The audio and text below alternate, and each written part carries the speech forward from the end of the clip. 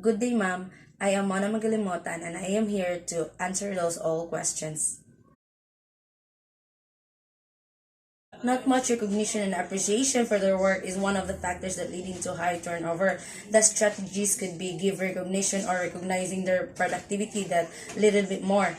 I believe as an HR that recognition and reward make employees more likely to stay. Not only will their motivation increase, but others will feel inspired to work for the very same recognition, ultimately boosting workplace morale.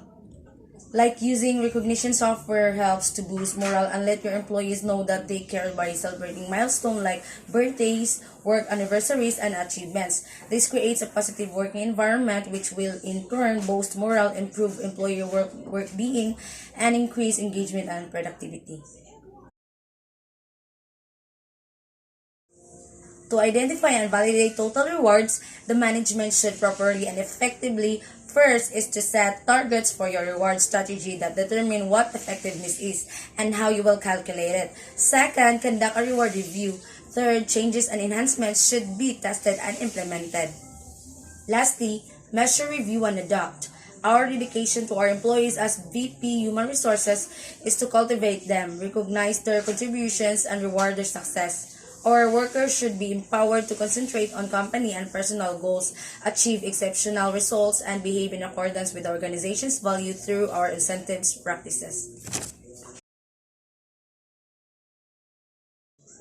Local perspective, often than not, most of our working sector that is into rank and file or minimum wage are not very aware of these reward systems and therefore do not really understand its purpose. In addition, most businesses formulate the reward system without considering their goals and mission, the results of poorly implementation of reward system. Because rewards are not understood by employees and rewards not linked to company's business. Global perspective. The current global economic environment means executives are thinking about reward program that management in a new ways. In global perspective is a bit more competitive. It involves a higher cost and therefore an increase in expenses. But this company can afford it, for their company is much higher and stable compared to local settings.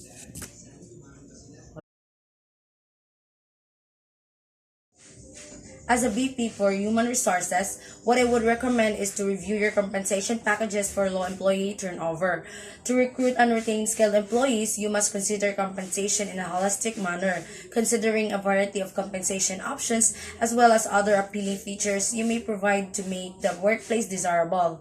When recruiting potential hires, make it a habit to discuss the overall compensation scheme and you will be able to recruit and retain the brightest. Work-life balance career. It is also important to implement to also combat the effects of coronavirus in our workforce today. Having a high work-life balance will result to a highly productive and motivated employee which contribute in increased revenue and market share. Incorporating rewards in a company culture, you'll cultivate a loving community and compassionate atmosphere if your workers are praised for going above and beyond, helping each other succeed and achieving their own goals. Turnover rate shows the percentage of people that left the organization during a given period. Employees usually change jobs when they no longer feel challenged, see no opportunities for growth, so you try to find ways that can provide better growth opportunities to your employees. Also to make over the job by removing unnecessary duties and adding desirable tasks. Absenteeism is closely linked to employee satisfaction. Not showing up for work is an issue for both employees and everyone else on the team. Once someone is failing behind or missing, the whole team may suffer in their work, resulting in a diminished employee experience. A high absenteeism rate can speak to low motivation and low productivity in the workplace. First, recognize and reward employees. Second, provide regular feedback and support growth and learning. Third, empower employees and help find meaning. In order to determine if your intervention has been effective, change must be documented in the target outcome variable. Therefore, baseline data must be collected prior to initiation of intervention. Baseline data provides a comparison point in which to judge your intervention data. identifying, gathering, and organizing information in trends and potential developments affecting the institution. The objective is to develop a comprehensive yet concise account of key trends and forecasts. However, the job becomes manageable if you clearly define its scope at the start and if you use the certain screens to decide what information will be useful. The performance management process is intended to create an ongoing dialogue between the supervisor and the employee. The Division of Human Resources and the Organizational Effectiveness recognize the plan, coach, evaluate, and reward model for facilitating the performance management process.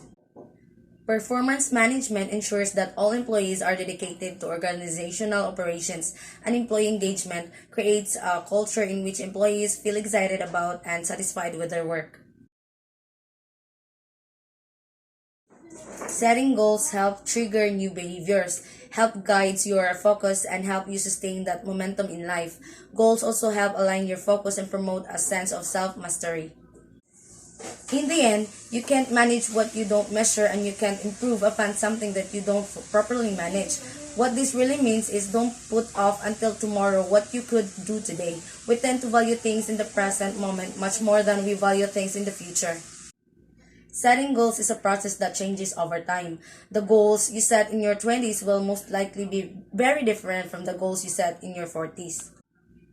Whatever your age doesn't really matter in the end as long as you continually revisit your life goals and work to update them. When there is need to change in the organization or when the problem occur, the organization should be able to identify the kind of OD intervention required. Once the intervention is identified, the organization should then plan to address the issue at hand in an effective manner. Any change is hard to adopt, especially for a group of people.